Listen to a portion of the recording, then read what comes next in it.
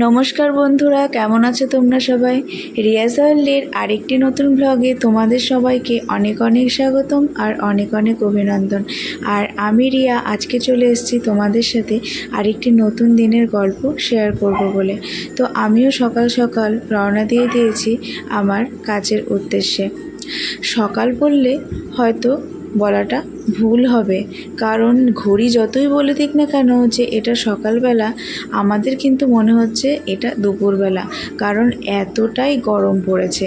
এই গরমের মধ্যে ছোটাছুটি করে বাস স্ট্যান্ডে যাওয়া, বাস না পেলে আবার সেখান থেকে টোটো করে ভেঙে ভেঙে স্কুলে যাওয়া, ভীষণ কিন্তু অসুবিধার মধ্যেই পড়তে হয়।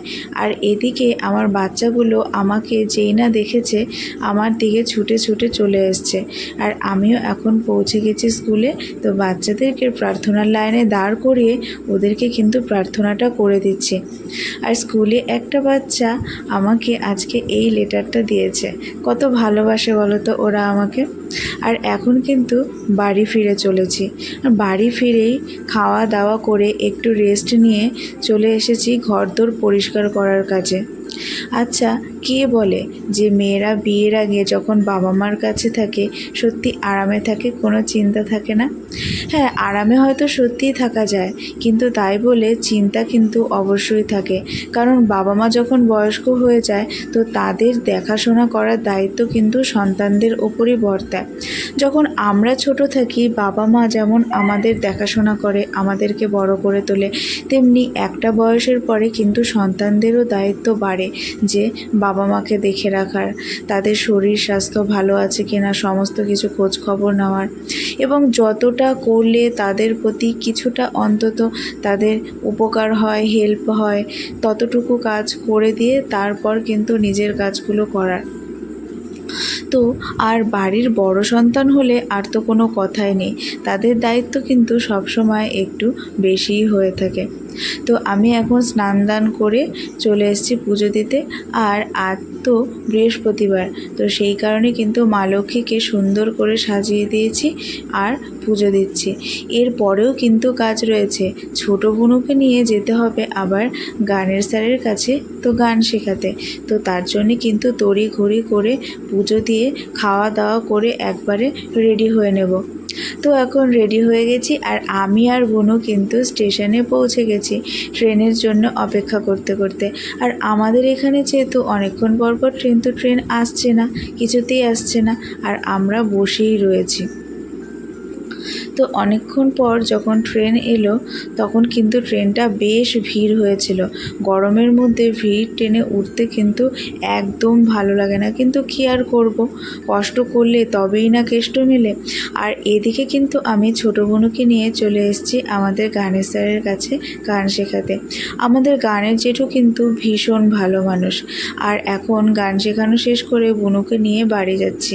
আর আমার বুনু এতটাই দুষ্টু, ও কিছুতেই ক্যামেরায় মুখ দেখবে না বলে মুখটা বন্ধ করে আছে।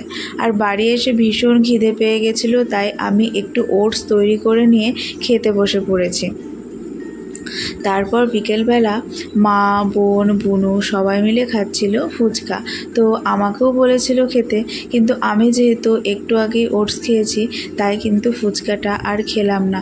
আর এমনিতেও যদি ওয়েট লস করতে চাও বা ওয়েট মেনটেন করতে চাও, ফুচকাটা কিন্তু তখন একদম অ্যাভয়েড করতে হবে। আর এখন চলে এসেছি সন্ধেবেলা পাঁচালি পরব বলে। যেহেতু আজ বৃহস্পতিবার, তো প্রত্যেক বৃহস্পতিবারেই কিন্তু আমি পাঁচালি পরে থাকি। সংসারের মঙ্গল কামনায় বলো বা নিজের ইচ্ছায় বলো, ভালোবেসে বলো, আমি কিন্তু এটা করি।